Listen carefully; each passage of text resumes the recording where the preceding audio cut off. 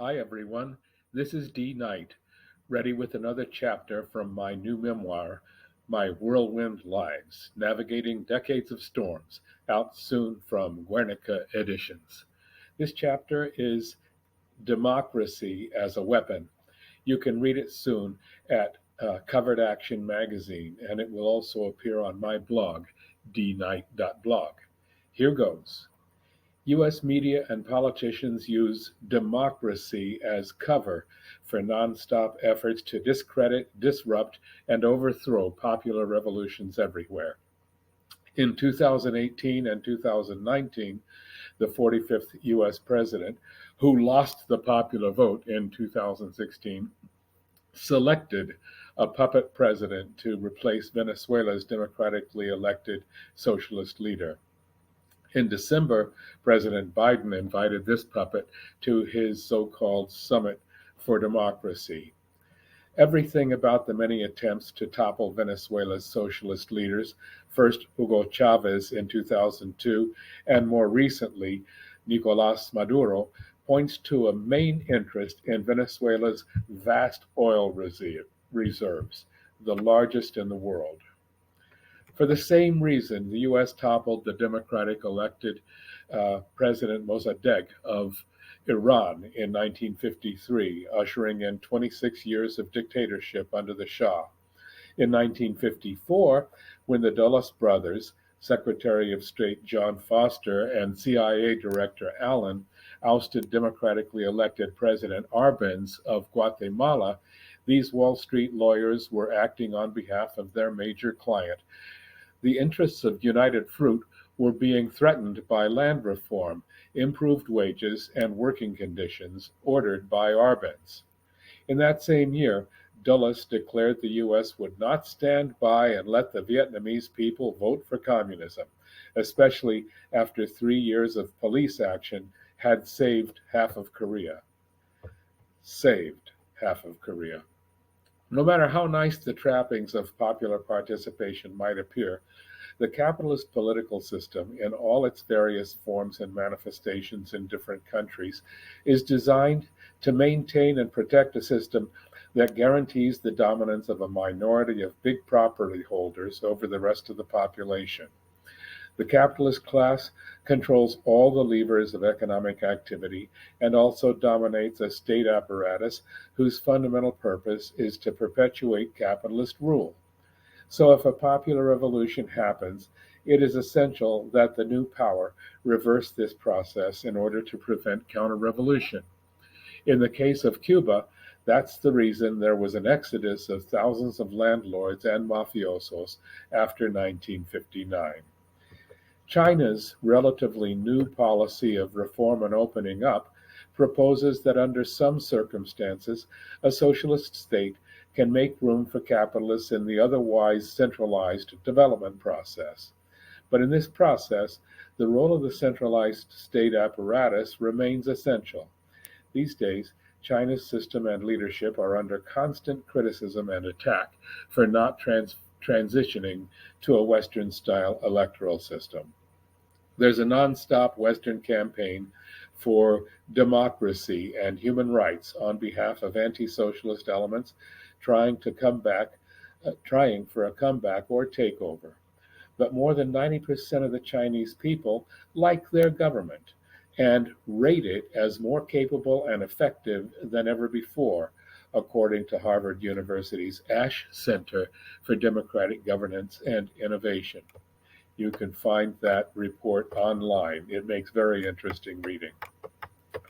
I suspect the majority of people are better off in China than in the US, and the government is responsive to their interests.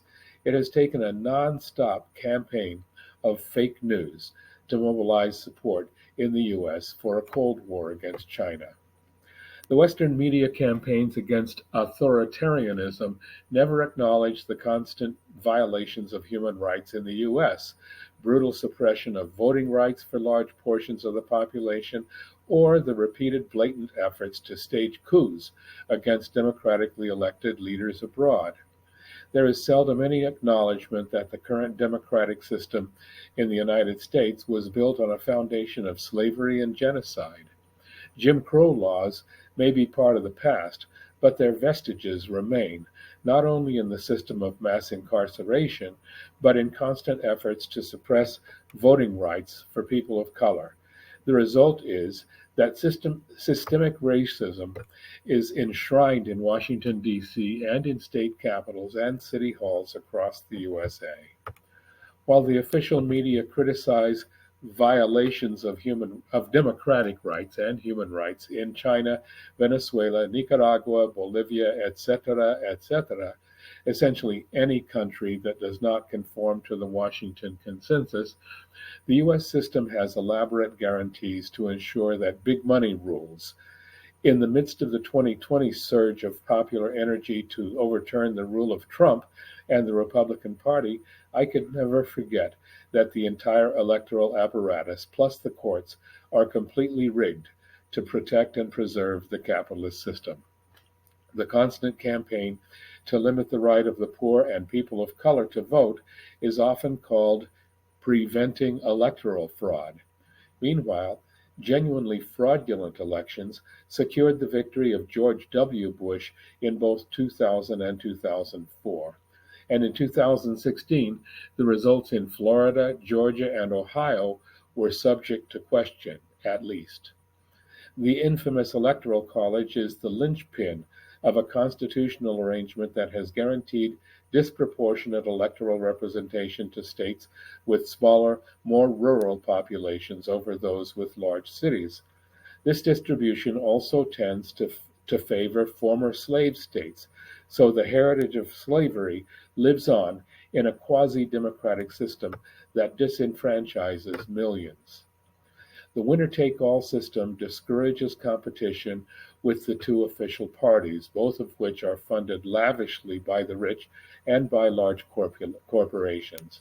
Ever since the 2010 Citizens United decision by the Supreme Court, corporations have free speech rights as persons, so they can contribute whatever amount they want to political campaigns with no obligation to report such contributions. Big money monopolizes the electoral system in the US, frustrating the endless efforts of progressives by forcing voters to elect the lesser of two evils.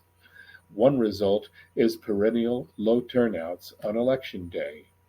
Let's take a break right here. We'll make this the end of part one. Part two, coming soon, will look at socialist efforts to win with elections.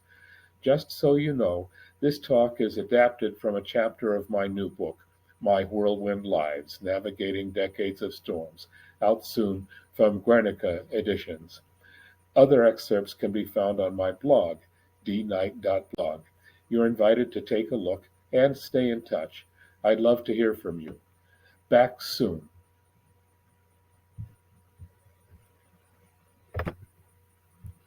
Here I am back to you. Over the decades, socialists have made valiant efforts to take power through elections and then introduce socialism using the existing system. It's like fool's gold. First you grasp it, then you discover it's not what it seems. For example, in England after World War II, the Labour Party won the elections. Instead of introducing socialisms, they basically ran the capitalist state for the bankers. They proposed votes in Parliament on some socialist measures and even got some progressive things done, like establishing the national health care system. But socialism never took root in England. The same was true in other European countries at various times in the 20th century. Chile, under socialist President Salvador Allende from 1971 to 73, provides another example. Allende's popular unity government implemented many socialist measures and had the strong support of the people. But Nixon, Kissinger, and the CIA worked hand in glove with International Telephone and Telegraph, ITT, and the big U.S. copper companies there, as well as rightists in the National Assembly and their partners in the armed forces. They waged a destabilization campaign to cause economic and political chaos, and at a pre-appointed moment, the military stepped in with a heavy hand. In the end, Allende was dead, and all his close associates and political allies were jailed, killed, or exiled. A brutal dictatorship took over and ruled for 2 decades. Only recently uh, has has a socialist been reelected there. Let's see what happens. They're trying to replace the Pinochet constitution as we speak. These situations expose the vulnerabilities of Western style electoral democracy. During the Russian Revolution, the Bolsheviks called for workers' councils, the Soviets, to seize power. They abolished the old state structure that had served the czars and the capitalists and built a new state. The workers and peasants who made up the rank and file in the armed forces went on strike and then deserted, weapons in hand. They ultimately left the old military an empty shell, except for elite units that survived and mobilized against the new state. This counter-revolutionary mobilization failed because the new revolutionary leadership created a people's army to defend the new state. The police were replaced with a new police system dedicated to the new order. The same happened to the court system, which had been used to repress and imprison millions of poor people in Russia and its dependent nationalities. Old Russia had been a prison house of nations because the system of repression fell most heavily on people of Russia's many oppressed nationalities, not so different from the U.S. today. After the revolution, the new state took a new name, no longer simply Russia, but instead a union of Soviet socialist republics. Soviet is the Russian word for council, in this case, workers' council. There were workers' council and peasants' councils everywhere the revolution took place. These councils replaced the old decision-making bodies, which were rotten and corrupt, pretty much like the Congress, state assemblies, and city councils in the USA. The representatives of these bodies were most often pre-selected by the local or national elite, and then elected in a system that prevented the majority from proposing other representatives. This made it impossible for large numbers of people to vote. They called it democracy, but it was an elaborate system designed to prevent real democracy, much like here in the US today. In 2017, the Bolivarian government of Venezuela, faced with constant US-backed counter-revolutionary efforts and threats of military invasion, replaced the old National Assembly with a constituent assembly that is based on people's councils, which have sprung up across the country.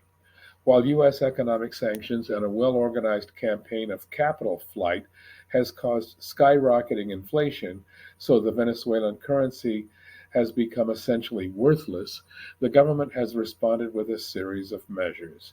It provides guaranteed food deliveries to the population through the People's Councils and has instituted an electronic currency to maintain at least part of its oil business with help from Russia and China.